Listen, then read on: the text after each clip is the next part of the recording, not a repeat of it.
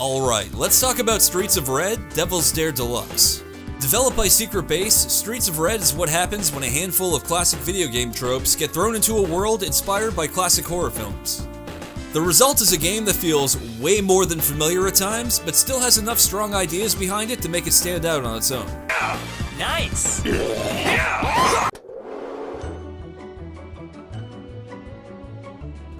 So this game has a bit of a history to it. It started off as a game on Steam just named Devil's Dare. It was later ported to PS4 and Switch as Streets of Red Devil's Dare Deluxe, with extra content and other enhancements not found in the original game. However, both of those titles were spiritual successors to another game called Bitejacker, also developed by Secret Base. That game was more of a top-down zombie shooter, which followed a review show host and his cameraman as they're forced to fight through the sudden zombie apocalypse.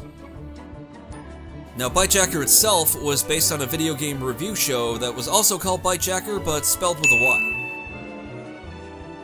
So essentially you have a video game review show that got turned into a top-down zombie shooter that inspired a PC beat-em-up title, which later received an enhanced port on consoles. We good? So yeah, Streets of Red seems to take place at the exact same time that Bitejacker does. However, unlike Bitejacker, Streets of Red follows more of a beat-em-up approach with an emphasis on big, flashy kills, which is always a wonderful approach to take. The game starts you off at a local comic book convention that most definitely isn't PAX East. The bad news is that thanks to the lousy security, zombies have already overrun the place and mostly everybody else is either dead or turned. The good news is that just before the horde can descend on the last 4 survivors, a magical red fairy, who totally isn't going to betray you at some point, appears out of nowhere to grant them the power to fight their way out.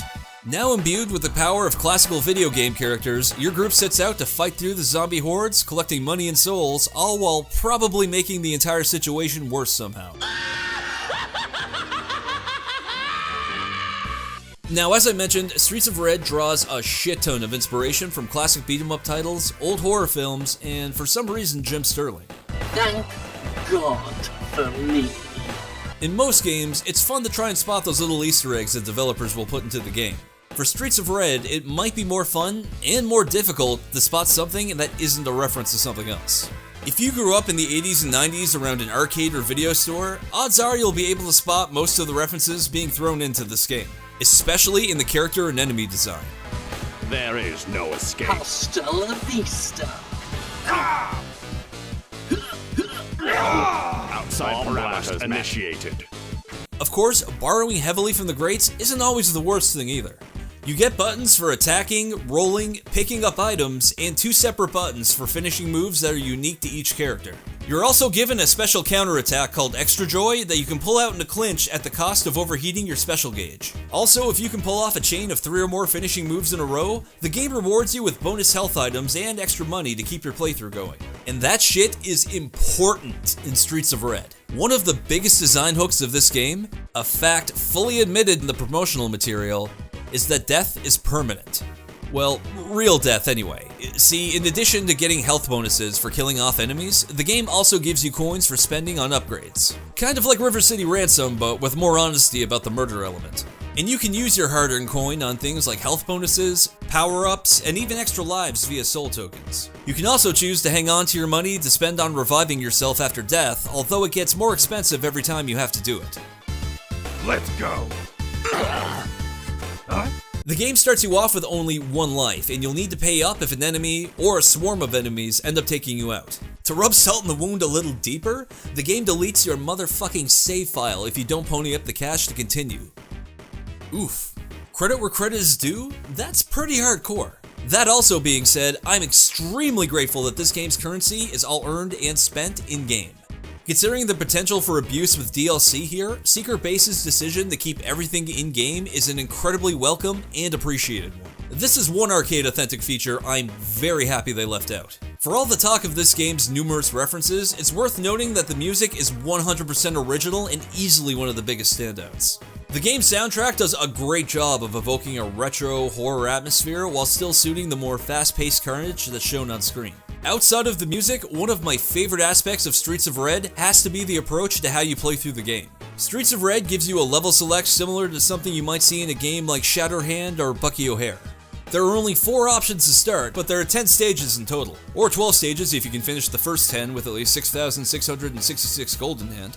Essentially, the first stage you pick will have 1 level, the next will have 2, and so on. Since the additional stages are tied to each starting level, you'll need to beat the game a total of 4 times in order to see every single level the game has to offer. It's a smart choice that solves the problem a lot of older beat-em-ups used to suffer from: lack of replay value.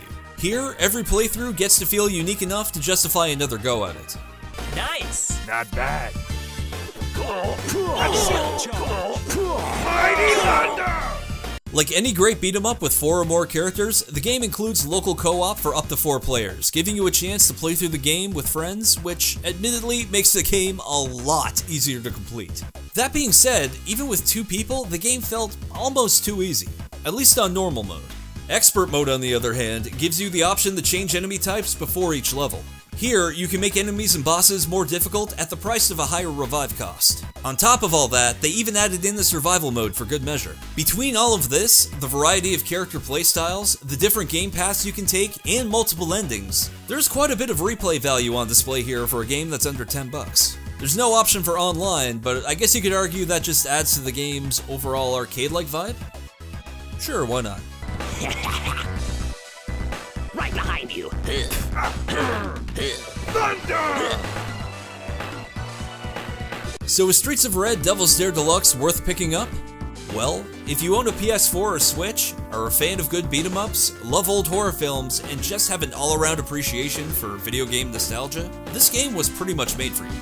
And it definitely makes for a great local co-op experience to play with friends, provided they're all about that sweet zombie violence. That and they don't tire easily of loud booming voices congratulating you on being a good little murderer. Impressive! Between multiple game paths, fantastical soundtrack, unlockable bonuses including 2 bonus characters, and mountains of love on display for games and movies that I loved growing up, it's hard not to recommend this one. On top of all of that, Steam and Nintendo Switch users received a new update adding in more bosses to kill than ever before. I only wish more Flash games found on Newgrounds.com could get spiritual sequels on modern consoles like this. Someday, old friend.